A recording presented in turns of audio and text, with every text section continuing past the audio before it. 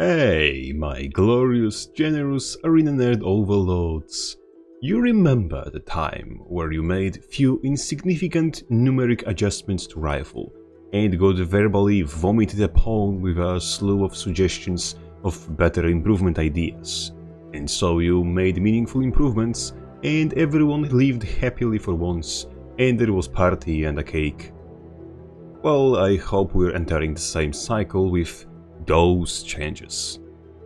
First of all, let us have a look at them and discuss what's the underlying issue at stake. First, Rupturing Smash. The enormous fuck-off AoE Primal Burst got its damage increased. Unsurprisingly, only effect it had on warrior kind is the mild annoyance we felt reading this change. Why is that so? As you probably know, Warrior's hammer-related trait line is defense, which boasts Merciless Hammer, a chunky 20% damage increase against controlled foes, Call the Weak, which applies weakness on bursts hit, and makes you deal 7% more damage against weakened foes, and on top of that, Stalwart Strength, giving you stability on CC hit and grants you 10% damage buff while you have stability, totaling to almost 40% damage buff after you land your Rupturing Smash. Exactly. After. Your first smash goes out without any of the damage padding from defense, as it is bound to land on a target that isn't controlled, doesn't have weakness on it, and before you get any of the boons you'd get from landing your first smash, meaning its damage compared to the damage you'd get from any follow-up is unassuming on the brightest of days. This is very adequately portrayed by throwing out Burst, Reckoning Burst, and comparing the damage difference between the first and second burst. As you can see, the difference is positively massive. And here's the crux of the issue. Increasing the damage of the skill that's almost certain to miss out on roughly 40% damage padding is suboptimal if I was to be asked.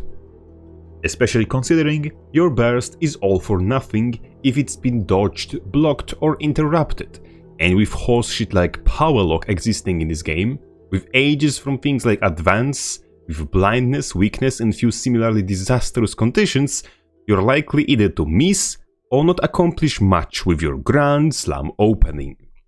In fact, you need to have resistance, stability and unblockables just to ensure your opponent will have to dodge in the first place. And even still, dodging Rupturing Smash is a breeze, as it is a very cleanly telegraphed attack that, as a leap skill, doesn't interact with attack speed. By the way, one of the bonuses from entering Berserk is persistent attack speed bonus, and other is quickness. And they don't even stack with each other. Nonetheless, spending your valuable seconds of quickness on casting a skill that doesn't scale with quickness is a waste, which is unfortunate. Now let's talk a while about other buff, Flaming Flurry getting its damage increased. Flaming Flurry is an attack that fires a grand total of 6 piercing projectiles that burn and damage foes. As of right now, thanks to this buff, Flaming Flurry has higher power scaling than Wild Throw. Rather odd circumstance, Condi Ban Doohickey straight up scaling better with power than power only skill. But hey, it's not the first example of Warrior's design being poorly thought through. Now, why do you think Sword isn't as frequently used on Berserker as Arena would like? Simply put, Flaming Flurry is often a straight downgrade to normal Flurry, as by exchanging cleaving melee for piercing projectiles, we lose the ability to hit foes under projectile denial domes or those having magnetic aura with our burst. Moreover, the projectiles themselves are slow, grounded and prone to bugging out around terrain.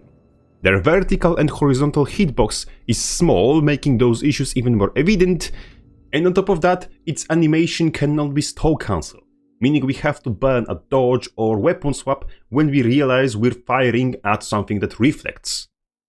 In general, what's the point of increasing damage of a skill that barely ever hits more than half of its payload and is likely to backfire? Increasing its reliability instead would go much further in making it an enticing option for power warriors. In short, respective skills suffer from the following. Armor Burst is usually used to trigger trait effects rather than capitalize on them, which makes it lose a lot of damage.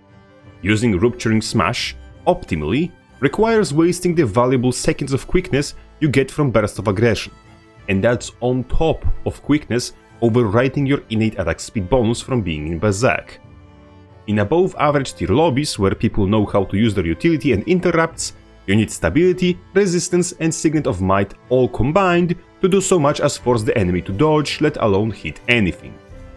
And all that combined with innate weaknesses of Hammer and Berserker's respective designs, such as lack of defenses in Hammer, the fact how slow Hammer innately is, or the fact that its damage is entirely built around 40% damage bonus from defense line, combine into making Hammer an unreliable weapon that shoehorns itself into specific build.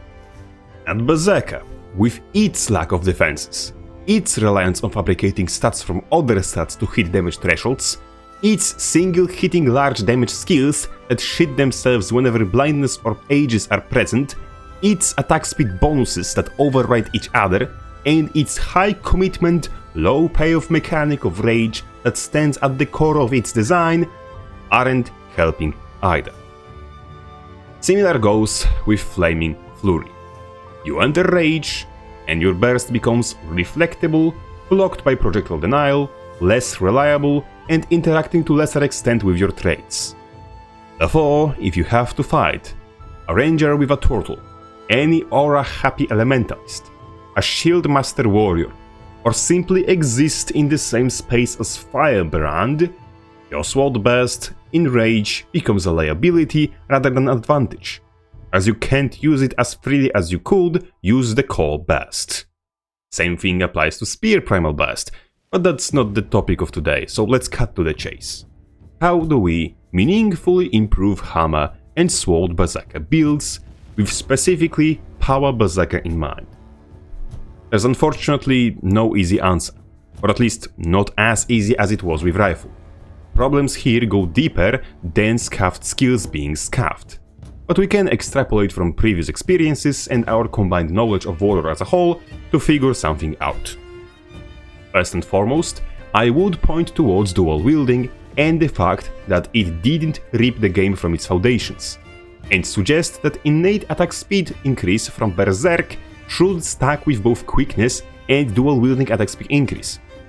Skills, no matter their cast time, are still limited by their cooldowns, and this being only available whilst Berserk is a limiting factor on its own.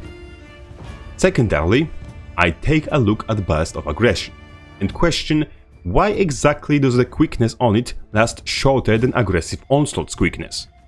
It's not a case like with Martial Cadence or Warhorn, where that quickness can be shared with allies, nor can it be frequently reactivated like with Aggressive Onslaught. You have to enter Rage, wait out its duration, and then wait out its cooldown to reactivate the trait. Quickness from Burst of Aggression would easily have its duration doubled or even tripled without pushing Berserker over the edge. And even if the risk of doing so appears through Eternal Champion, that can be remedied with trade-off of minus 50% duration of effects on exiting Berserk that this trait is asking for basically since its inception. Furthermore, I'd like to propose a solution to all the problems regarding Rupturing Smash. This solution is called Cyclone Axe.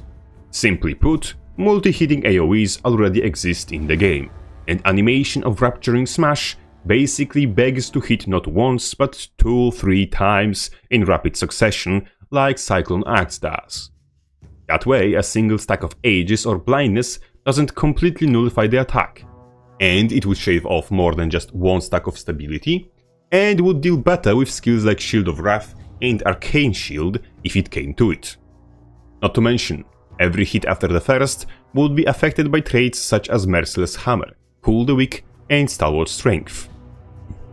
Meaning even if total damage would be nerfed to compensate by, let's say, 15%, skill overall would still do slightly higher overall damage, on your typical Hamazak build. If all its hits happened while the ground-crawling AoE is visible on screen, it would still feel natural and intuitive to dodge this skill and wouldn't lead to worse experience for the opponent.